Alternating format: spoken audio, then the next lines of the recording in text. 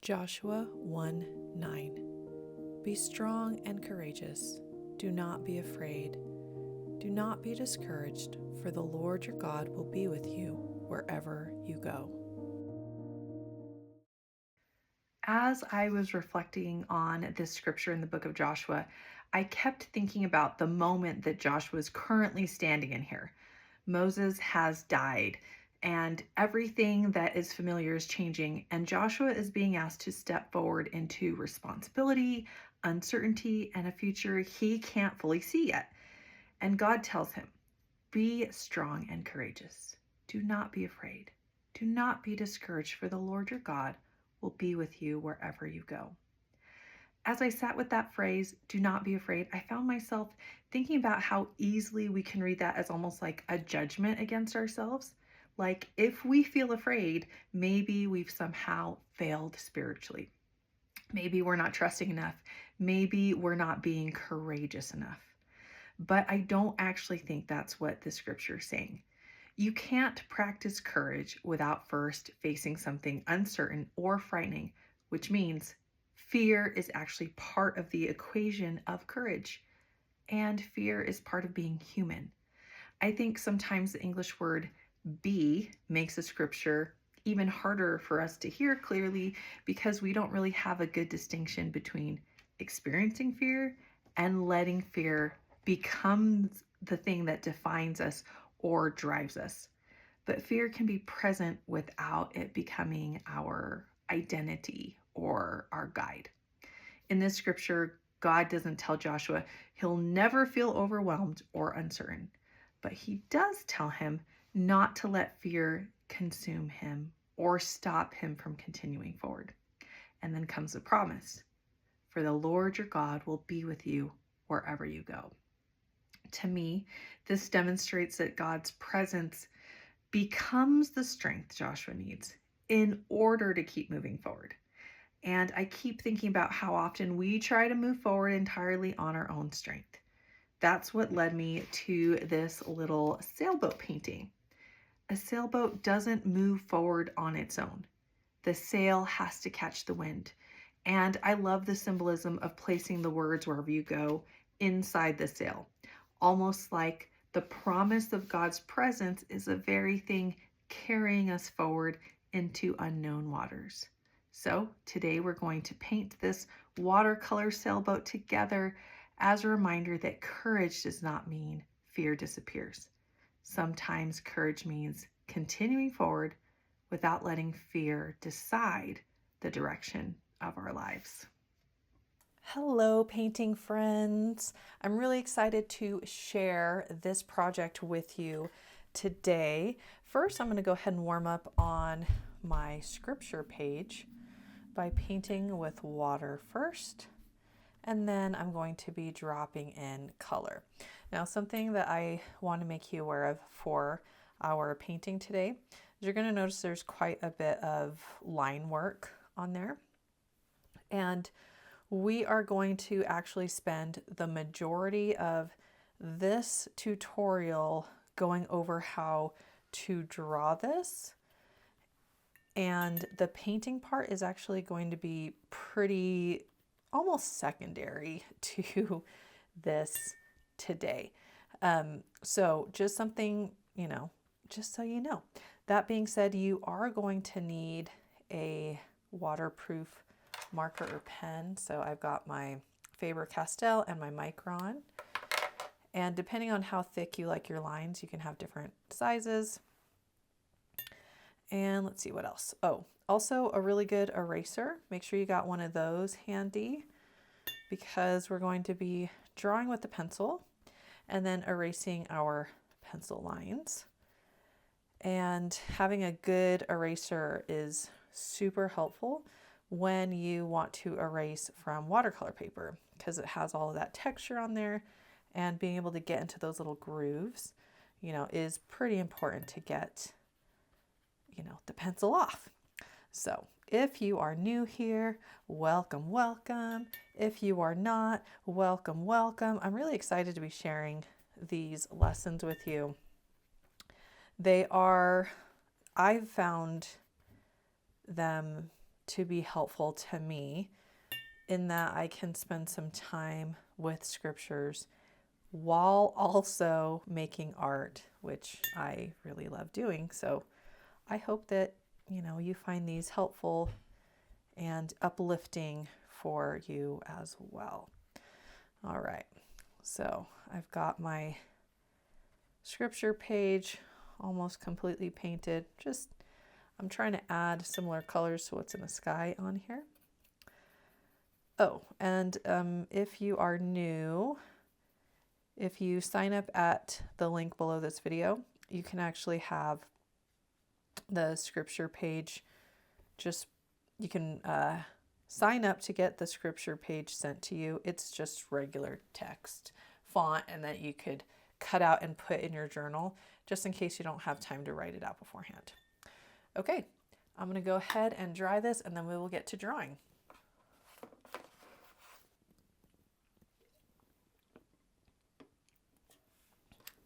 All right, let's go ahead and get to drawing.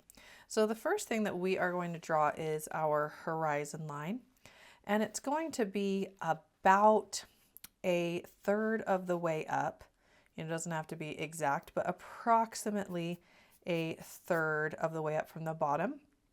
And this just helps us to be able to have enough space to paint our sky and feel like we have space to do the water. And also, thirds just feels really good for the eye. So that's just a quick little art trick, is using the rule of thirds.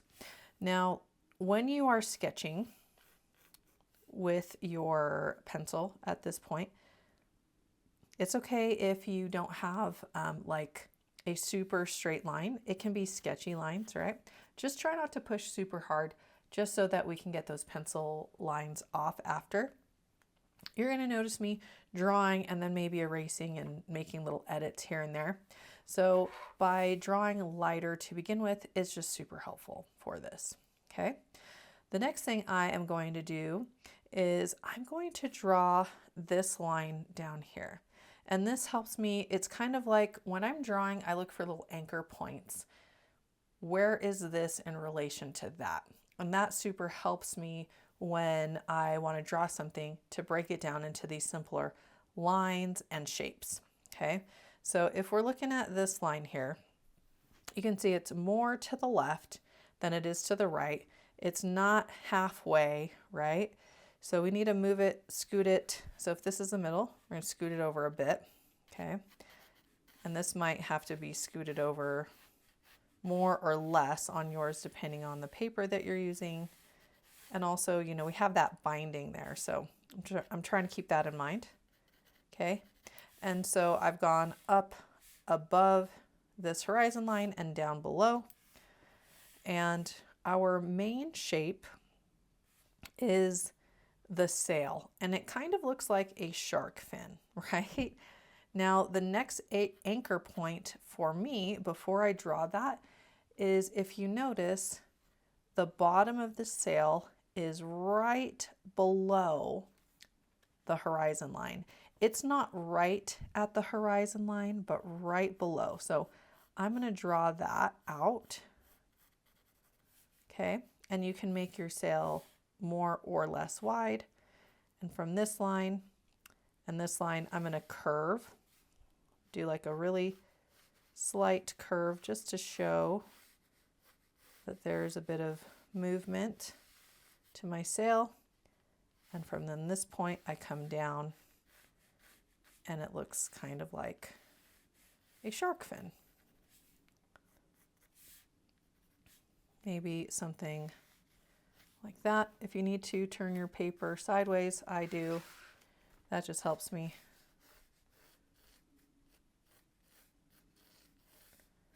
Okay.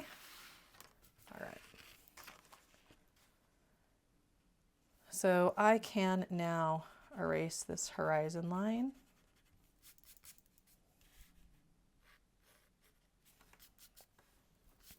Now the next thing that I'm going to draw is I am going to draw the boat. Okay. So what I'm looking at now is the relationship of the spacing between the bottom of my sail and then where the top of my boat comes from. So if you look, this gap between here and here, it's not this big, right? It's maybe about here. So I'm going to just sketch a line straight across. And my boat comes to about the width of my sail, maybe a little bit more. And then out to maybe about here. Now look, I'm not a boat expert, so there's probably someone in here who's like, you drew it wrong. Okay, I probably did. And that's okay. I'm all right with that. So this line right here is actually this line right here. And if you look at it, it's actually not a very straight line. It's more rounded, but putting this line in here just kind of helps. And then we'll shape out the shape in a minute. Okay, and then we're gonna curve down, and then we can go straight across. And if you want it to feel a little bit more simplified, you could totally keep this boat shape. Okay, if you want to do it like this, I'm going to go from this corner to this corner, and I am doing a soft curve shape. And then I can kind of round this off a bit if I want to.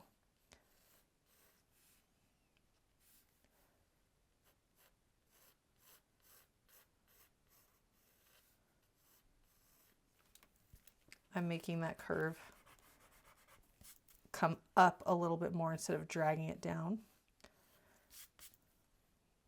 because we wouldn't see into the boat a ton because we're looking at it straight on, right?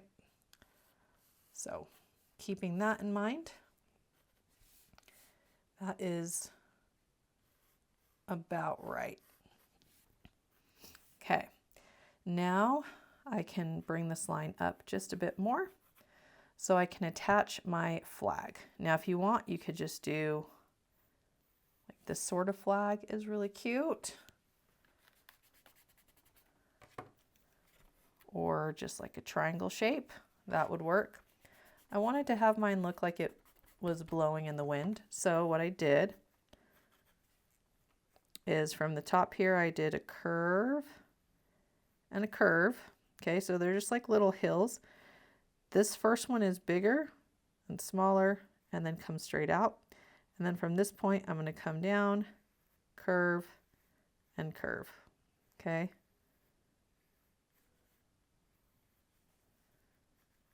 You can get really fancy with your little flag there. Totally up to you. All right. Now we've got two lines, and I just realized I forgot to draw. There would be something anchoring this. There's a line that comes, actually drew it before, so I'll look at this. That comes from here to there, here to there. Whoops. Okay. So let's add those. Okay, so on the top here, line coming here on this edge, and then another line that comes down over here on this part of the boat, the other side. Okay, and then here, we're going to bring a line. It's going to come from this point down to here, and then this point over here. So if it helps you, just like dot to dot. If you want to grab a ruler, you can. I'm just going for it. Okay, now we've got the mountain range. Now remember, this line right here is the horizon line. So our mountains have to come down to there. So depending on how tall you want your mountains, I'm putting mine about here. Now maybe down a little bit more, and I'm just going to do a few. I feel like I brought that up really high. Bring it down just a touch, like this, and maybe another one peeking behind, and then maybe one right here. Okay. And if you want to draw in, sketch in the birds beforehand, They are just these soft M shapes that are kind of wide with a little line on the bottom for the body. You can sketch them out first or just add them in with ink if you want when we get to that part.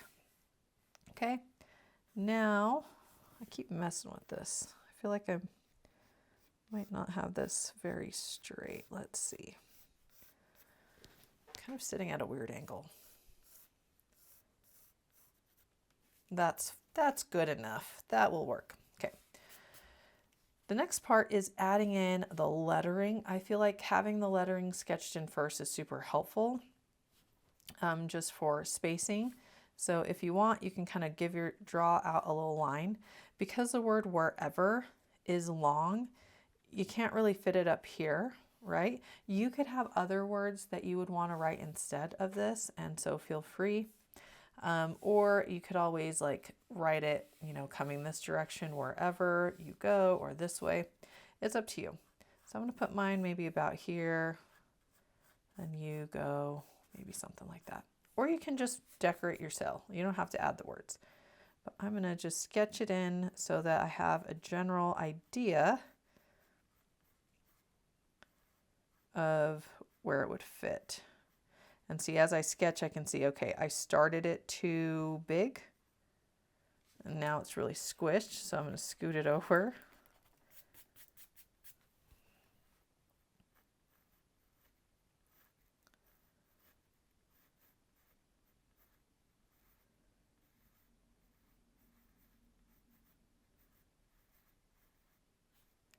And I'm bringing down the tail of the R just for a little bit of visual interest, right? And you can do yours in cursive or print or whatever you like, or omit. And adding a little tail to the O for visual interest as well. Okay, now is the fun part. So this style is called an urban sketch, meaning that as we're using our ink lines, I want you to make it feel sketchy. Okay, so I'm going to just begin. Let's start with this sail.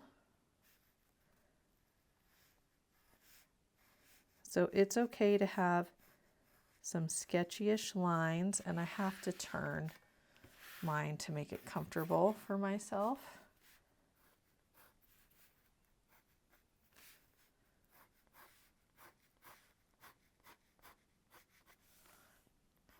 Because this is kind of the look. The idea is, people will go out and like maybe go to a park or go another place, or maybe while they're on vacation, and they'll bring their ink pens and they'll just try to capture the moment right there in a very loose and sketchy way. Okay, so that's what this look is for. And then they add watercolor just really quickly afterwards to give it a bit of detail. Okay, now when it comes to these lines here, this just helps again to give it a little bit more visual interest. So on the corners, I'm going to add some lines that come out like a V.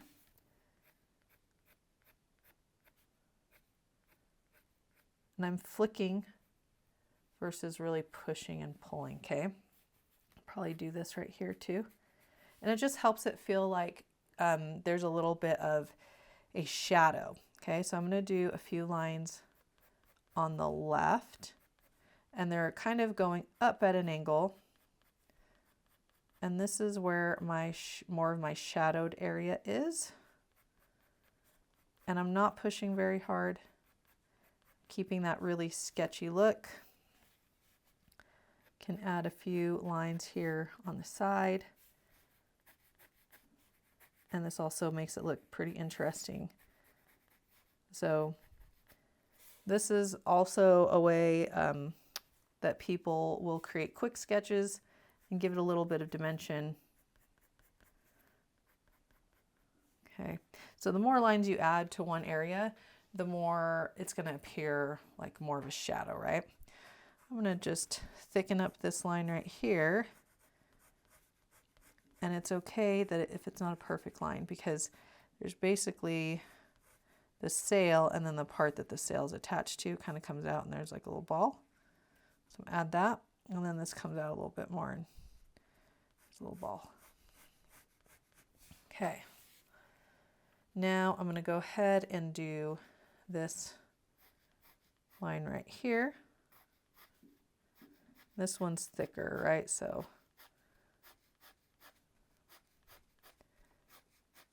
again, just using those broken lines to create that effect. Just do your best. Put a little ball on top of that. Okay. And I can do my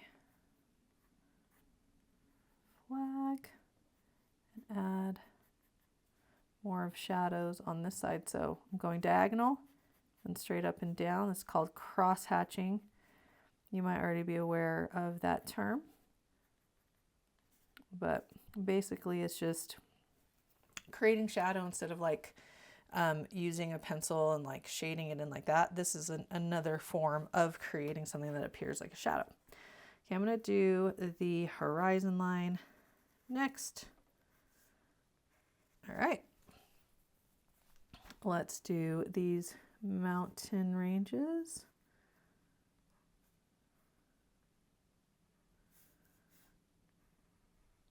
And then let me show you how to do the shadow for the mountains. So the light source in this is coming from the upper right. So that means this part of the mountain face is in light. So the left side would be in shadow. So the way that I do this is because you know mountains are craggy, right? They're not perfectly smooth. I'm going to just fill in kind of like this craggy little shape on the left. Okay, something like that. It doesn't have to be perfect, right? And then I'm going to add my shadow with my line just over on that one side. Okay, do that over here.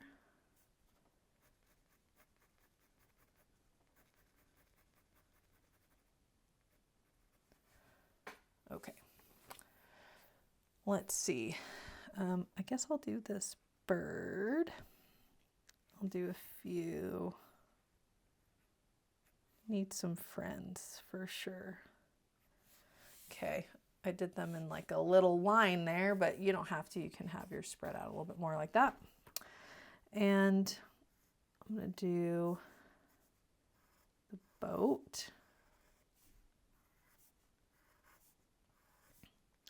Because watercolor paper has that natural texture to it, you might find that your lines are not perfectly smooth, and that actually really works for this style.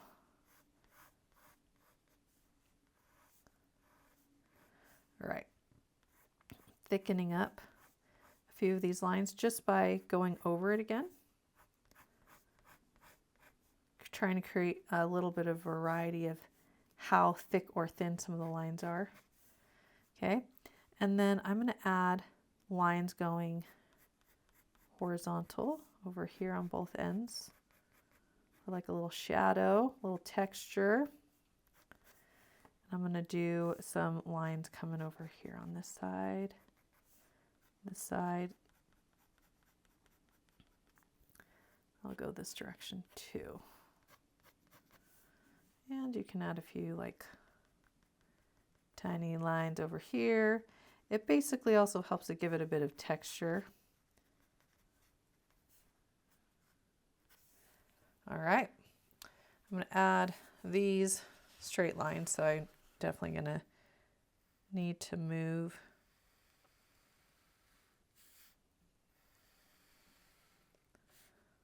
I thought I was going to completely miss the boat. As I was drawing that first line, I was like, I don't know if it's going to make it. Okay, it touched down in the right-ish spot, so that works. I'll add these lines right here. And then we can fill in our text. And what I'm going to do here is I'm going to try to keep this less sketchy. Oh man, I forgot what I was writing for a minute. Okay, and I just want to make this just feel like it stands out a bit more, so I'm just kind of going over the lines a few times. Now, I will say that ink will bleed if it's not dry. So what I would do is go over this with your heat tool afterwards. Or if you are worried about it, pause this video and come back to it after you know it's fully dried, even like an hour later or something. Okay, I'm gonna thicken this line just so that it's standing out aside from the mountains, because I feel like this is more important than the mountains. The mountains are secondary, so just thickening up the edge. Okay. And I will add just some broken lines here for the ripples in the water. Nothing too crazy. Maybe something like that. Okay, so before I even erase my pencil lines, I'm going to give this a dry. That way, hopefully I don't smudge anything. Okay, and erasing pencil lines.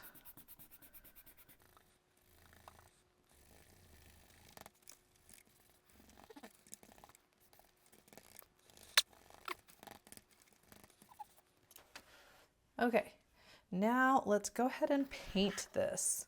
Again, this painting part is going to go pretty quick, actually. And feel free to change up the colors to whatever your preferences are. I'm just going to paint mine how I did it here. So I have a little bit of like this coral color on the bottom. So I'm just going to make that really quick.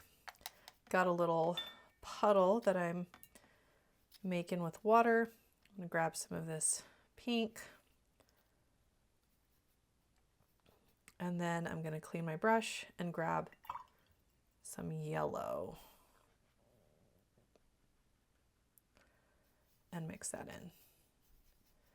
Depending on, you know, your preference, it can be more or less yellow, more or less pink. So I'm going to go blue, purple, pink, coral. And I am just going to paint with water first. If you go and put some water down and your ink starts to smudge, then just give it time. Stop painting. Let the water dry. Mine's smudging a little bit. Let's see. Not bad. And then you can put it away. Okay, if you don't want any of that smudgy ink. Okay, I'm going to drop in some blue. And what I'm trying to do is not fill in every single spot because I'm trying to create the illusion of clouds. Now you can totally also lift clouds. We've done that in our watercolor, like this watercolor series before. So you can do that if you want. I'm gonna go into my purple and I'm just trying to keep everything really light and airy. So painting with that water really helps. Remember, watercolor will dry lighter than what you put down. And it's okay if you don't paint right up to the line, too. It kind of, this is the look. Adding a bit of this pink in here.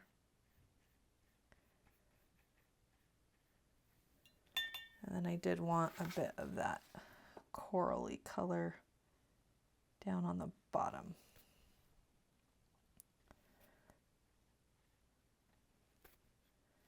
I'm using my paper towel to pick up puddles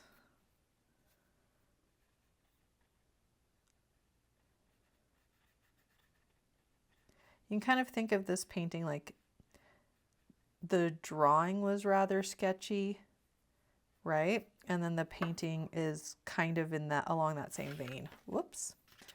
Kind of sketchy and loose. Kind of lost color right there, so adding a bit more. Since my my paper still seems like it's pretty wet. This part right here isn't, but okay. Cool. Now I'm going to go ahead and do the water. If you want to have little tones of green in your water, you can mix up a little bit of blue and green. I just have some that was just sitting in my palette, so I thought, why not use what's already mixed up? And I'll do the same thing. Now, when it comes to the water, just like we tried not to paint every single part of the sky, we're going to try to leave little sections of white for the ripples. And so I'm not going to fill it in like a coloring book.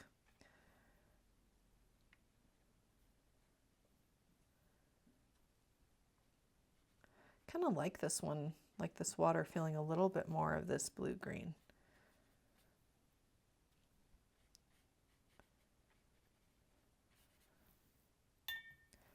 And notice how my strokes are left to right on this one instead of up and down. That helps you to keep some of those gaps of white in your paper, on your paper. So that's the purpose of that. Again, just pretty messy, sketchy, loose. Okay, let's switch over to another brush. I'm going to paint my flag, and I'm just going to paint it blue. You can paint it whatever color you want. In fact, I have this color on my palette. It looks kind of blue, purpley. We'll do that instead. Projects like this are a great way to use up color that you've already mixed on your palette that you're like, I don't really have a lot of it and I don't know what to do with it. Do this.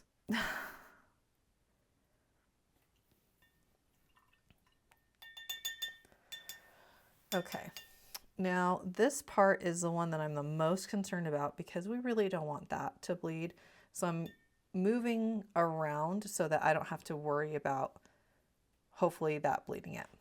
Okay, for the mountains, we are going to do a purple that has some Payne's gray in it. So I'm just adding water. You could also do blue, but I thought since we already had blue for the water that we would grab some purple instead. I'm just going to desaturate it by adding a bit of Payne's gray.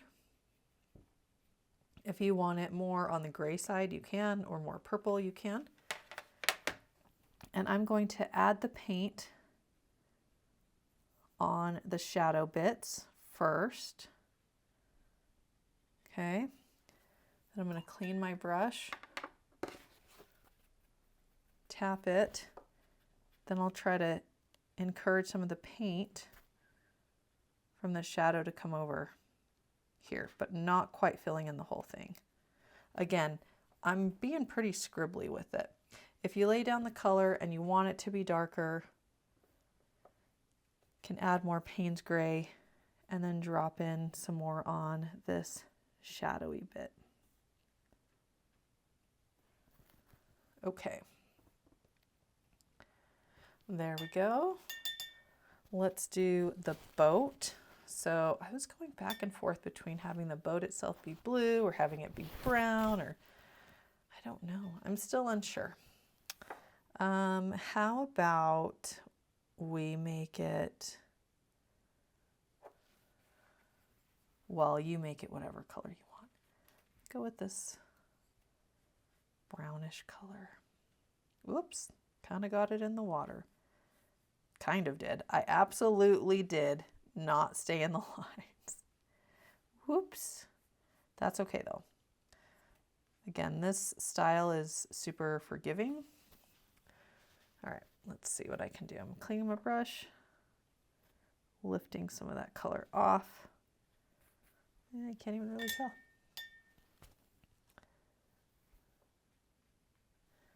Okay.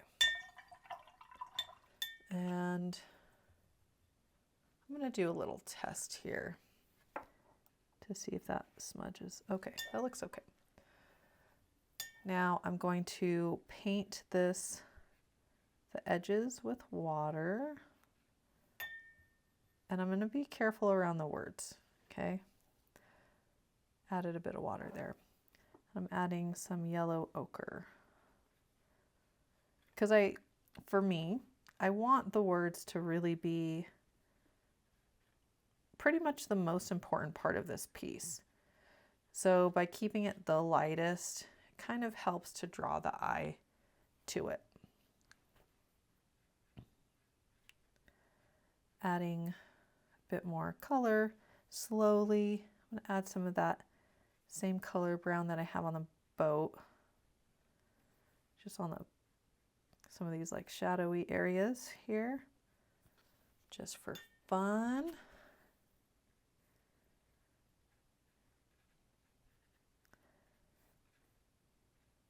And yeah,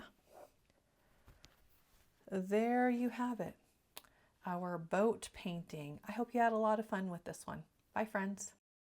I think so much of life is like stepping into unknown waters, waters we can't fully control. And I think courage is often moving forward despite not having every answer. It is trusting that God will continue to meet us on the waters, calm, tumultuous, or otherwise, wherever we go. Thank you so much for joining me, friends. I'll see you next time.